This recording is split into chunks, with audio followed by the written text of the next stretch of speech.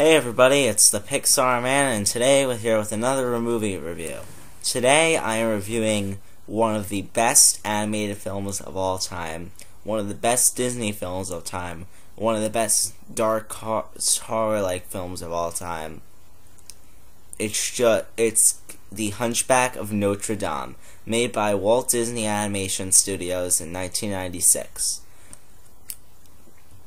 First things first, this is the darkest of the classic Disney movies, definitely. Out of all the dark, there's so many dark Disney movies, but this is definitely the darkest.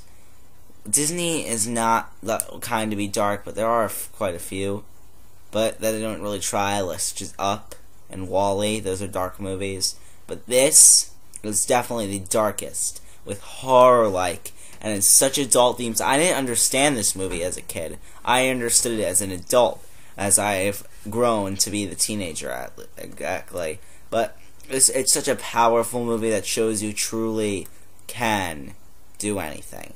And the storyline is that in 15th century Paris, Clopin the Puppeteer tells the story of Quasimodo, a misshapen gentle soul bell ringer of Notre Dame, who was nearly killed as a baby by Claude Frollo, the Minister of Justice. But Frollo is forced by the Arcadian of Notre Dame to raise Quasimodo as his own.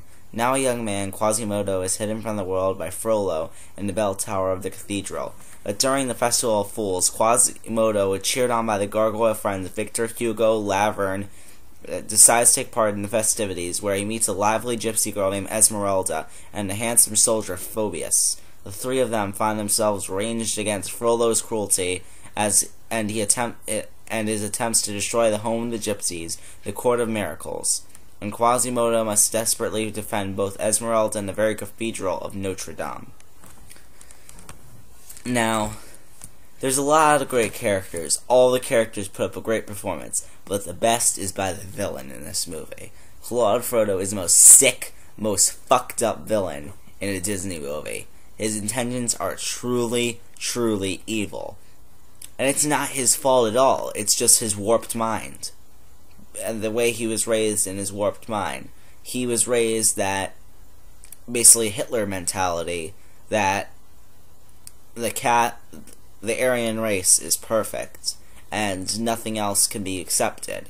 That's why, as when Quasimodo's baby tried to drown him, that's why he wants to destroy gypsies. But the worst part of it all, he's obsessed with one of them, Esmeralda, and he can't control it. He just has a deep, lustful obsession of her, and he says his mentality, either she'll be his, or he kills her. And he's just sick, and he thinks it's all in the name of God, and he thinks it's a test by the devil.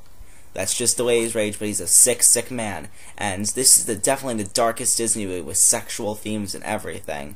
And it just shows the horrors. And the whole situation with Frollo and everything leads to one of the greatest songs in film ever, Hellfire. I'd say it's the greatest musical piece in any Disney movie. It's just so powerful and so epic. So definitely, this is definitely one of the best Disney movies. I'd say it's second next to Lion King.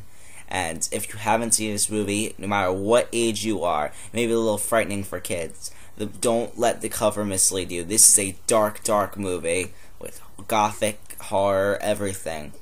If you haven't seen it, go and see it. It's definitely a 10 out of 10 on my list. The only flaw, I'd say, are the statues. You don't need comedy in this movie, but it's a nice change, but definitely it wasn't enough to bring it down to a 9. So definitely 10 out of 10 movie. Wow.